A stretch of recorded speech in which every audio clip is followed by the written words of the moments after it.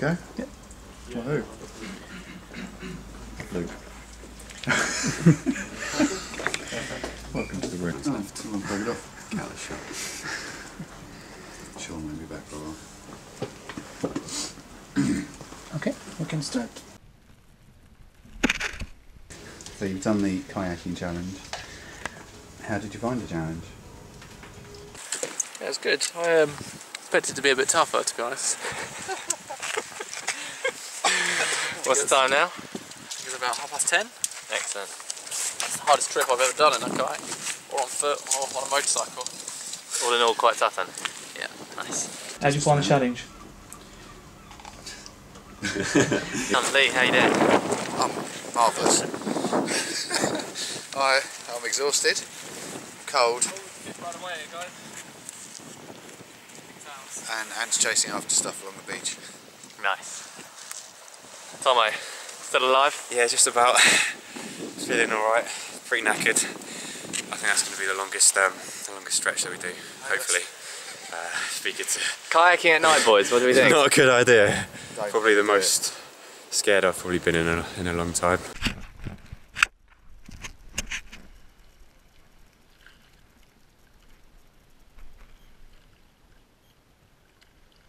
We were originally looking to paddle across the English Channel to France, but it turns out that's now illegal. The French have changed their laws, and if we were to paddle into their waters, we'd get arrested. So we made a decision not to do that, and then we looked at another challenge, and Luke came up with the Kent coast. Seemed like a good idea. It was, yeah. I think you need something that's a bit more sort of iconic in the sense that the cross channel's great because it is like everyone kind of knows it. But if you then start talking about a specific distance, it's not easy to imagine. But if you say the entire Kent coastline, people have got an idea that's quite a long way. What made you want to do this challenge? What made me want to do this challenge was, I think, the extremity of it. It's probably the biggest challenge out of all the ones that I've taken part in so far. I think it'll be the best challenge. Yeah, really good one.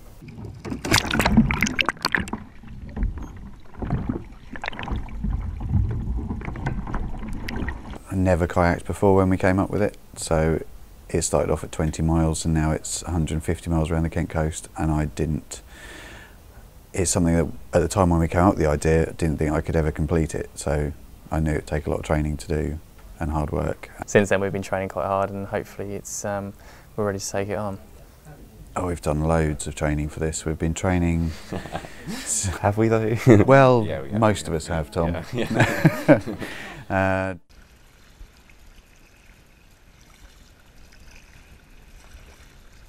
So we've done a whole range of training for this one. I think there's obviously the CV side of things. We've also done lots of actual training on rough water. We've done lots of rescue training to make sure that if one of us falls in, we can actually get back into the boat.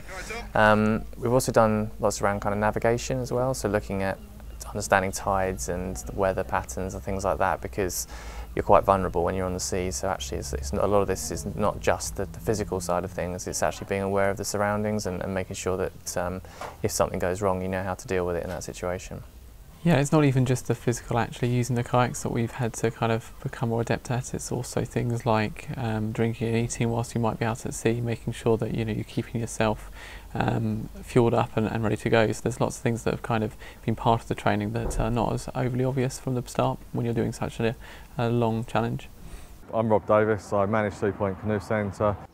I'm Dave Barker and one of the founding coaches here at Sea Point. We celebrate 25 years this year of operation, and we introduce people to the world of paddle sport. We introduce youngsters and adults into paddle sport, canoeing and kayaking on the canal, and then progress them onto the sea. This is the first time I've actually been kayaking, so this is why it's a real challenge. To get around the Kent coast without having done any kayaking before is going to be a challenge, and that's ultimately why we're doing it. Fortunately, we've got great support from local kind of business, which is the Sea Point Centre here in Hythe, who have been providing us with training and advice and equipment to really get us started, and that's really helping to make the challenge seem more achievable. So I'm really looking forward to the kayaking.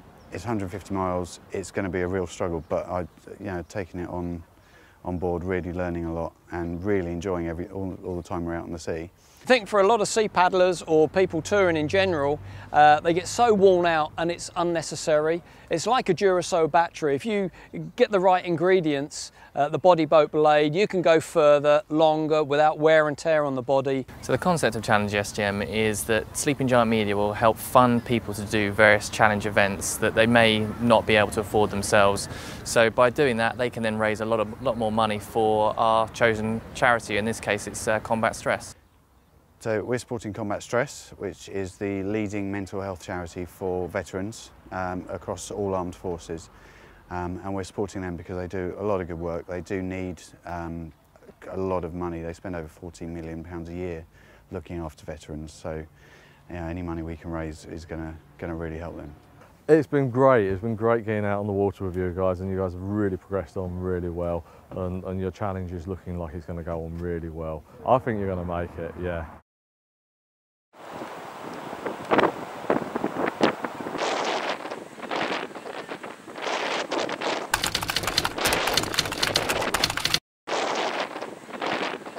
We are just arriving in Camber Sands, and good news is the sun has come out, which is good, positive, no rain.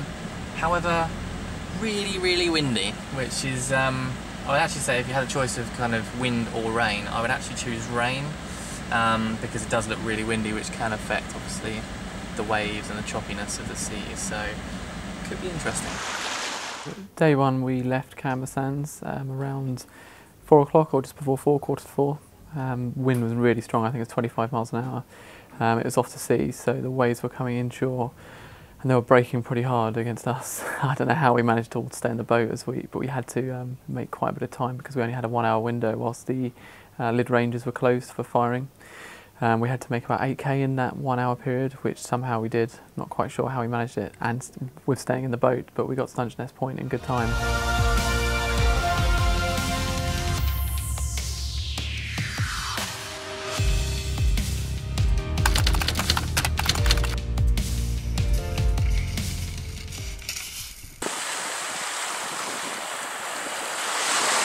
Okay, we're at Dungeness at the moment.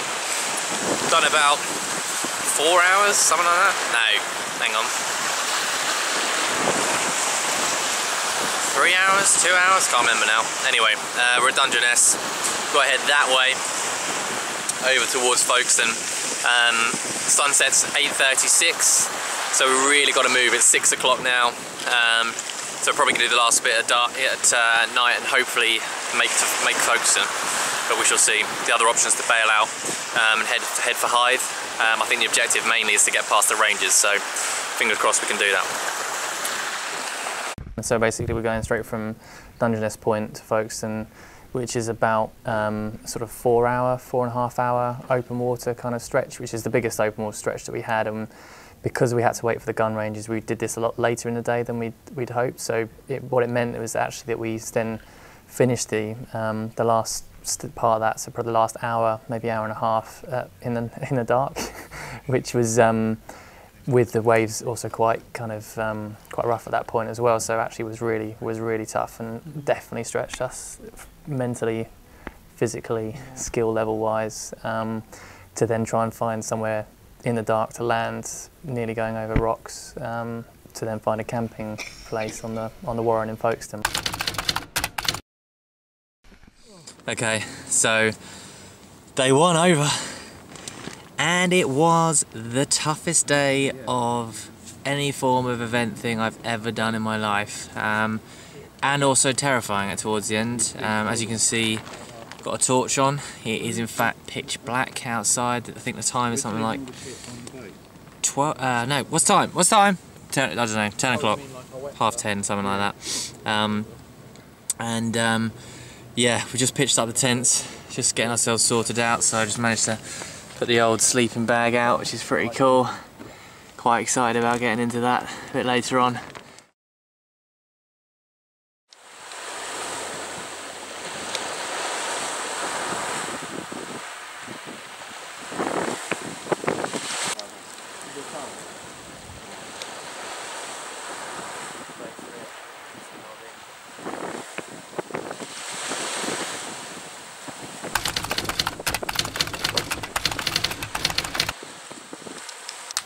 Last night came into Folkestone probably about 10 o'clock, half 10. Weren't really sure where we were landing at first. Managed to get past the harbour safely, okay. Yeah, and then we managed to come down to the Warren, where we camped out, which was interesting setting up at night, but nonetheless we managed to get all our gear out and set up and sort of got our heads down, which was yeah, good. Plan for today is to head for Dover. So a bit of VHF radio work again, make sure we can let the guys know what we're doing and they can direct us around the ferries, which will be interesting. Be pretty pleased once we got that one out of the way, to be honest. And then it's around the headland, trying to head towards Ramsgate and get as far along, hopefully past Deal as we possibly can. The weather for tomorrow is looking pretty terrible, so we've really got to make some miles today. So day 2 was an interesting day. So we left Folkestone a little bit later to head towards St Margaret's, to head towards Dover, where we had to kind of cross the port. We were a bit apprehensive about going through Dover Harbour, but I have to say the guys in the harbour control were really helpful, really friendly. They kind of help us time our entry into the western port, through the harbour, past the harbour wall, and then out the eastern entrance. And that was all good. We stayed away from the huge ferries that are even bigger when you're just sat above the water level. But the entrance into the port was pretty rough. There's quite a lot of swell, like fast currents moving in a number of different directions, which was quite a challenge. But once we were in, it was actually pretty straightforward, relatively easy going. And then on the exit of the port, we just had to get a move on because there were a couple of ferries bearing down on us. But once we got past those, we were pretty happy. And then it was a really nice paddle all the way round to St Margaret's Bay. So where are we? We are at St Margaret's Bay, the lovely St Margaret's Bay without any phone signal. Nice. How'd you get on past Dover? Yeah, it was good. It was a bit hairy. On the run up to Dover, our VHF ran out of battery, so we had to land up and get the spare one out. And then everything went quite smoothly. The entry and exit, a little bit choppy, a little bit scary. There's a lot. You suddenly feel very, very small when you're in Dover Harbour. There's a lot of. You see a big boat go past, and then it's dwarfed by another very big boat. On to Deal, where we caught some really, really strong tides and waves, and were able to kind of ride a lot of those waves past Deal, which helped us make great time up to the pier. A lot of this trip has to be based around when the tides are good, so we're trying. A lot of the timings were looking at when we needed to be at certain points based on the tidal directions and also the wind. So we had to make it round to Deal at a certain point, because if we managed to do that, we were then able to benefit from both the wind and the tide. And actually, we made the next open water crossing to Ramsgate in about an hour and a half.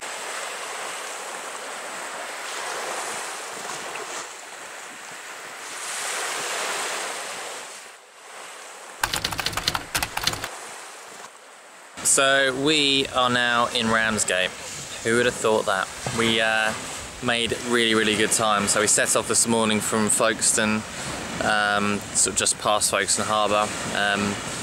Went through Dover Harbour, which was interesting, quite scary, but still managed to do that quite well and quite smoothly. Then we pressed on, stopped at St Margaret's Bay for a little bit, and then we basically just headed round to Deal. Got to Deal, thought actually we're doing really well. The tide was with us now, wind was with us, good weather, and made a dash for it.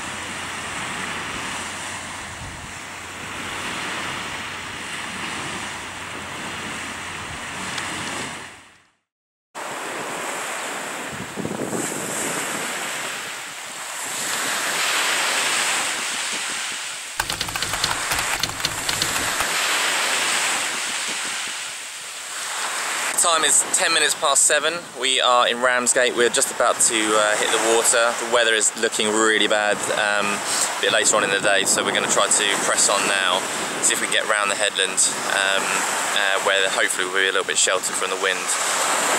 But it does starting to look a little bit more choppy out there, as you can see. So not looking amazing. But at the same time, we've got to press on. So we're gonna do that now. A bit early start, but gotta be done. We left Ramsgate about 7 o'clock in the morning. Weather wasn't as good, and then we tried to pass Ramsgate Harbour. we don't think we quite realised how difficult and what a challenge that was going to be. There were no boats to worry about, but the conditions were horrendous. I think the issue that what happens when there's a sort of a harbour or any kind of area where there's almost two walls is that the water has to try to squeeze through that. So that suddenly you've got this huge mass of water trying to get through such a small area.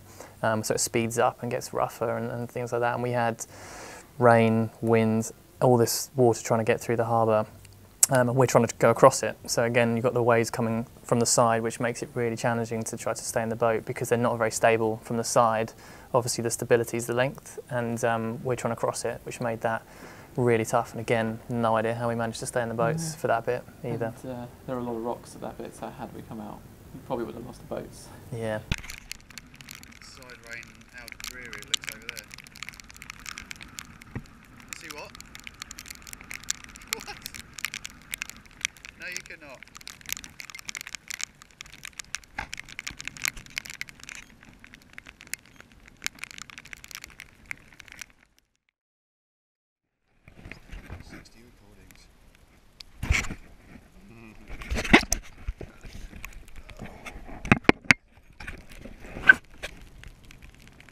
Oh, it's a seal. I think it's a Dungeness. Forever the Dreamer. Tomo. Are we?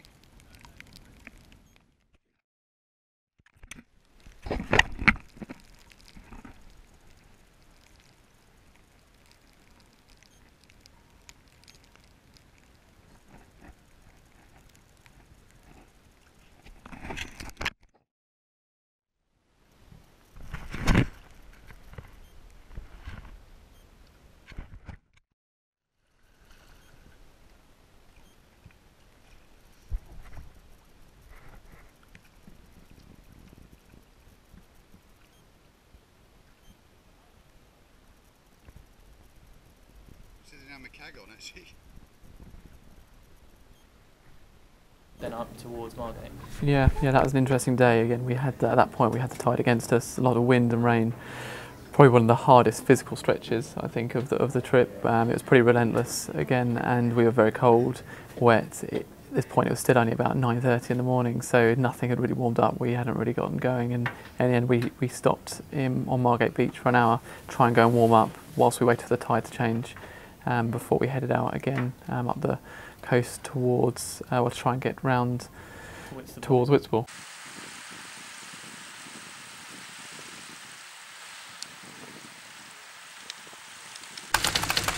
Found somewhere just at the edge of Whitstable on the flats, which gave us kind of a good view of Sheppey in the evening with the sunset, which was quite cool.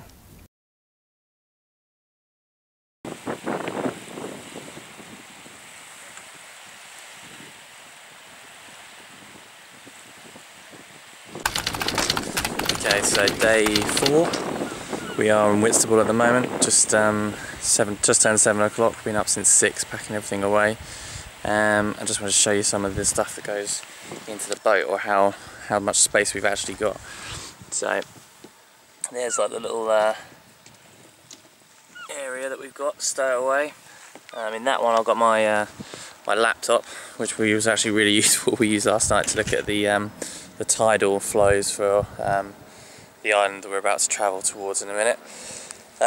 In this one, kind of keeping like the little like the grab things, the things you need on the actual main trip. And then again you've got another one at the end of the boat here. And in that one store like things like clothes, tents, and food as well. So it does store quite a lot, but it does make the boats really, really heavy to carry. I think all in all everyone's doing alright actually, considering it's been 4 days solid. Probably did think we did about a 12-hour day yesterday. It was really quite tough. It seemed to be, although it was good conditions, just seemed to be kind of against us in terms of tides, even though they were supposed to be with us. I think it was the wind that was slowing us down massively. So we were paddling for a long time, not to get a huge distance, which was yeah, somewhat annoying. So today we've got to do at least 33 kilometres to get to at least Sheerness. Hopefully beyond that, the further beyond that we get, the more likely we are to get to our specific finish point. We haven't actually outlined an exact point, but anywhere on the Thames. Day 4, where we launched off at about, I think, 7:30 in the morning to head out towards the Isle of Sheppey, another open water stretch, which we actually miscalculated. We thought we were going from the closest point from Whitstable to Sheppey. Yeah, Tom navigated this bit. Turns out he got it slightly wrong. Which was a good thing, because actually it meant that we were expecting to go at a certain point, but we were much further along by the time we reached it, so he was doing it for motivational purposes. We've already done about 5.5 nautical miles, which we're pretty pleased with, Tom. Would you agree?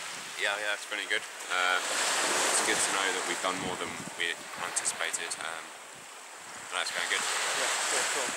Yeah, we're pretty happy, so we're going to press on. We've hit the coastline of the Isle of Sheppey. Yeah, lays down on sea, right? Lays down on sea, so we're going to be moving along towards the point, and then further on around the island, trying to hit Sheerness, hopefully before tea time, then to press on up the Thames, ready for our finish tomorrow. So yeah, fingers crossed.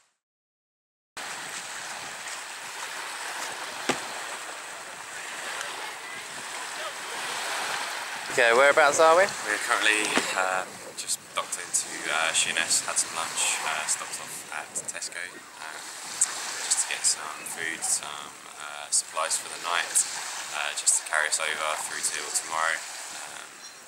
About to head off down past the River Medway and along the Isle of Grain, and hopefully on the home straight down the River Thames. What distance have we got left? We've got about 44k in total left. I think we've done about 22 today, which is already sort of really good. So it's put us in a really good stead to hopefully finish tomorrow afternoon, which will hopefully be a really good time to finish up in. Nice. Anything to worry about, do you think, coming up? Just a few big ferries. But other than that, I think we'll be okay. We came up against the tide, which we were paddling away, chatting away, and we suddenly realised that we weren't actually going anywhere, and we were just all working really hard, chatting and not looking at the land, and we weren't moving. So we came in a bit closer to try and miss the tide, and yeah, we still made some good progress along the Isle of Sheppey, and some great weather that day, which really helped our progress, to be honest, kept us motivated as well, because we needed it. Yeah, and I think the objective of the 4th day was to basically get as far as we possibly could. So I think we did about 40 kilometres on the 3rd day, and actually on the 4th day we did over 50 kilometres that day, just because we wanted to make sure that we were in kind of striking distance of the finish line by that evening. So that evening we went from Whitstable all the way around Sheppey, crossed into the Thames Estuary, and we had to then sort of traverse round a little bit. There's kind of low water, so there's the huge kind of sand flats. Saw some seals on the way through, which was quite cool. Again, benefited from the tide at this point because the water's flowing into the Thames Estuary. And then we looked for a place to stop and camp that evening as we made a bit of distance into the Thames Estuary. And that was also a challenge.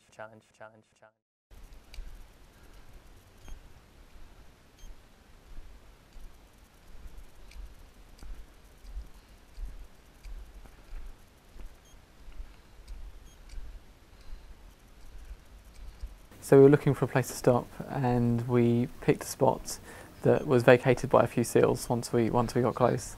It looked like a kind of a long sandy bank, so we beached the kayaks. We were aware that some of the mud, there's actually silt out there and it gets quite deep, and it wasn't high water yet. However, in the distance we could see some really green grass areas, and after camping on a lot of sand, we were just looking for a grassy area to spend our last night. So we got out the kayaks. It was pretty deep mud, but we sent one of the guys off on a bit of a recce to check the grass was actually grass at the end of this 200-metre stretch of kind of bank, which they confirmed it was grass. So we then spent the next kind of 20-30 minutes hauling our 100-kilo kayaks up this long bank. I need to find out it wasn't grass at the top. It was reeds, and then about another 50 metres of mud. So we then hauled the kayaks all the way back. We were covered from head to toe in mud and tar. Managed to just about wash ourselves off in the sea, got back into our kayaks and carried on, and we found another place to stop, which was a bit more grassy. What a day it has been. But a really tough day. We're getting eaten alive. Really tough day.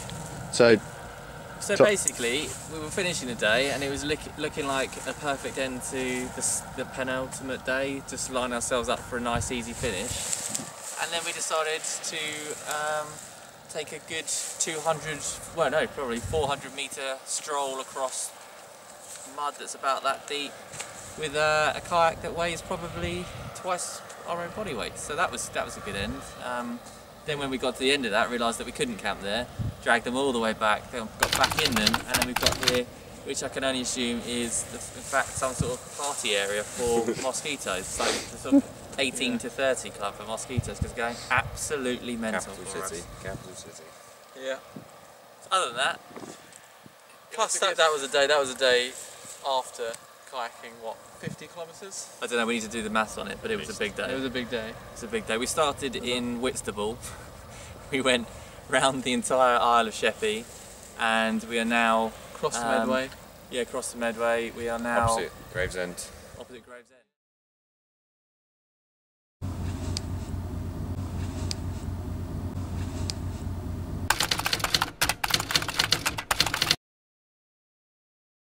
Morning campers. We are awake and it is the final day, we hope.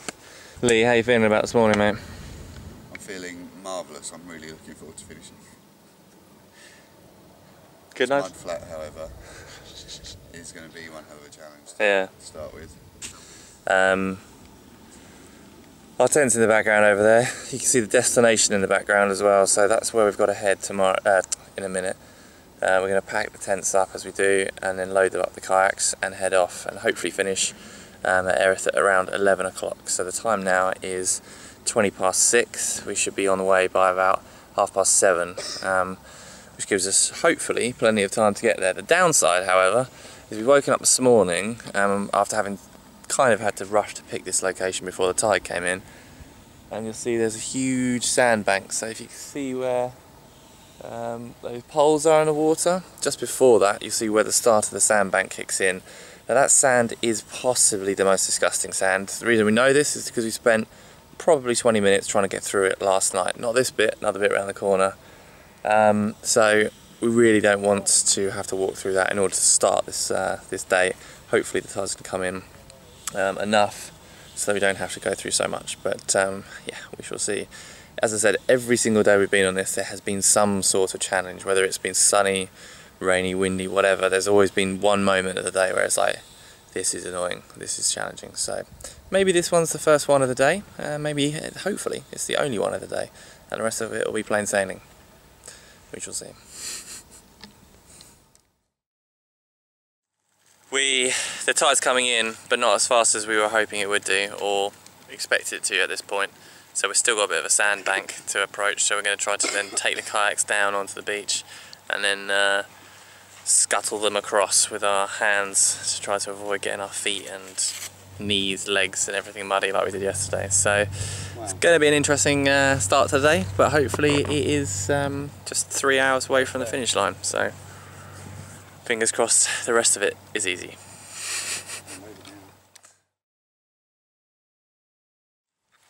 We made it down to the beach. The tide has come in as we'd hoped and also predicted. Brilliant. And yeah, we're just getting ready to go. Just getting our stuff sorted out. Tomo's ready with the paddles. Quite excited about the last little bit of the trip, I have to say. Just want to get this over with. It's been great, but painful all at the same time. So hopefully the next bit will be us landing. Managed to carry the boats over a few rocks to get it to the bank area. The tide then came in as we'd hoped and planned that it would start in terms of the timelines that we were looking for. We then set off, had the tide behind us massively along the Thames, and I think it's probably adding a good 2 knots to our speed. We were absolutely flying, which was great. And then we made our way basically along the Thames under the Dartford crossing. Relatively uneventful, I'd say. The last day, quite uneventful in terms of nothing too scary. A few giant ships and things to watch out for across the main sort of deep part of the Thames. And then, yeah, finished up in Erith. We can see you keep coming past the big boats, keep coming past the big boats. Okay, yeah. Change can cross the line. Not for us. For me, I mean, there were times when I was like, I just don't want to be here. Thinking, I don't want to do this anymore. It got to the point where we sort of weren't sure where we were actually headed. It was just relentless the entire time. When it did get sort of quite tough. I'm thinking, is it acceptable to quit at this point? We can't do this and we've just got to get on. There's a few challenges in there, but we managed to overcome them sort of bit by bit, which was good. Pretty challenging, pretty scary to be honest. And then to be faced with just awful weather, the tide against you, the wind, the cold. No, we completed it. We got to the end. We didn't even skip any bits. I think that's more dangerous actually. Yeah, I think it added to the challenge. The first day we all got on really well, so there wasn't many kind of issues. We all kind of were just focused on kind of getting through it. It was the challenge was brilliant actually. It was apart from the word I would use for it is relentless. It was just long days with lots of camping in the evening. It was non-stop, apart from a few hours sleep. Long distances, things not getting closer when you're paddling. But I don't know, it was really enjoyable. Initially I just thought it was going to be like one massive kayaking sort of slog. Instead of focusing on where you're going, you just focus on the end of the boat and you start thinking about improving your paddling and your technique. I think at times I was focusing on sort of the charity itself, you know, with who we're doing it for, and sort of the importance of that. And really pleased we've done it. Really pleased that we've been able to raise some money for combat stress, and the fact that we've all kind of survived it, still friends and still working together at, you know, which is obviously a risk that you take as well because it's quite an intense trip. But I have to say, because I was so into the thing and planning and not thinking about the completion, I was just thinking about the next step. It meant that I'm almost now to the point where I'm still in it and I still now need another challenge, I think. So I'm ready for the next one.